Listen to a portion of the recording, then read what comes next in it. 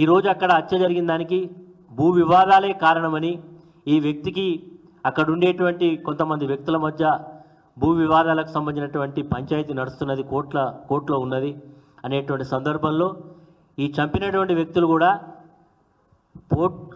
మన అక్కడ ఉండేటువంటి పోలీస్ అధికారుల దగ్గర కంప్లైంట్ చేసినట్టుగా, ఇతను వాళ్ళ మీద కంప్లైంట్ చేసినట్టుగా, మరి వాళ్ళు ఇరువురు కూడా మరి ఇద్దరి మధ్య వైరుధ్యం ఉందనేది చాలా స్పష్టంగా ఉన్నది. కాబట్టి అది ఆ కోణంతో చూడకుండా ఈరోజు మా మీద బట్టగాల్సి మీదే బాధ్యత అనేటువంటి పద్ధతిలో చేయడం ఏదైతుందో దీన్ని మేము తీవ్రంగా ఖండిస్తున్నాం. ఈ హత్యకు నాకు కానీ బీఆర్ఎస్ పార్టీ కానీ ఎలాంటి సంబంధం లేదు. మరి ఈరోజు వాళ్ళు చెప్తా ఉన్నారు, అక్కడ ఉండేటువంటి స్థానిక శాసనసభ్యుడు దీన్ని నిష్పక్షపాతంగా విచారణ చేయాలి, ఎంత లోతుగా అధ్యయనం, మేము కూడా చెప్తున్నాం లోతుగా అధ్యయనం చేయాలి, ఖచ్చితంగా దోషులను శిక్షించాలి అని కూడా మేము కూడా డిమాండ్ చేస్తూ ఉన్నాం. వారు ఏదో సిబిసిఐడి అంటున్నారు, సిబిసిఐడి కాకపోతే సిబిఐ ఎంక్వైరీ చేసినా మాకు ఎలాంటి అభ్యంతరం లేదు. మేము మాకు హత్యకు ఈ వ్యక్తికి మాకు ఎలాంటి సంబంధం లేదు మరి అనే మాటని ఈ సందర్భంగా తెలియజేస్తాం. ఈ రాజలింగమూర్తి భార్య ఇచ్చినటువంటి మరి కంప్లైంట్, అందులో భూ వివాదం ఉన్నట్టుగా, అందులో కొంతమంది వ్యక్తులు కలిసి అతని భర్తను హత్య చేసినట్టుగా కంప్లైంట్ చేయడం జరిగింది. దాని ఆధారంగానే పోలీస్ వాళ్ళు ఎఫ్ఐఆర్ కాపీని కూడా ఇవ్వడం జరిగింది.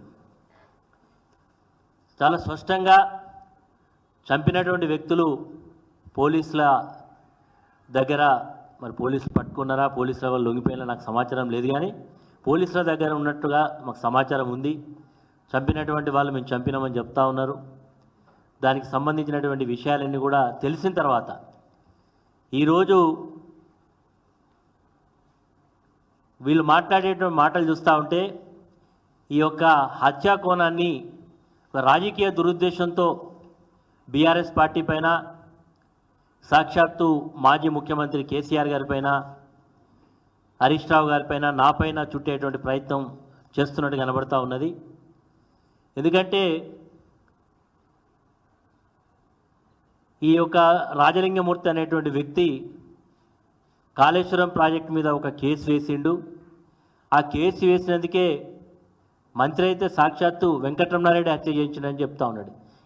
ఏ ఆధారంతో ఆయన మాట్లాడుతున్నాడో ఆయన నోటికే మొక్కాలి. ఈరోజు ఆయన పార్టీ శాసనసభ్యుడిగా ఉండేటువంటి వేముల వీరేశం అనేటువంటి ఈరోజు ప్రస్తుత శాసనసభ్యుడు గతంలోనే ఒక హత్య చేయించిండని చెప్పి ఆ రోజు ధర్నాలు చేసినటువంటి సందర్భాలు మనం చూస్తాం. అసెంబ్లీ వేదిక మీద కూడా లేనటువంటి మాటలు అనేకం మాట్లాడినట్టు చూస్తాం. వెంకటరెడ్డికి ఇది పూర్తిగా ఒక ఆనవాయితీ అయిపోయింది, ఆనవాయితీతో మాట్లాడుతున్నట్టుగా అర్థమవుతాం.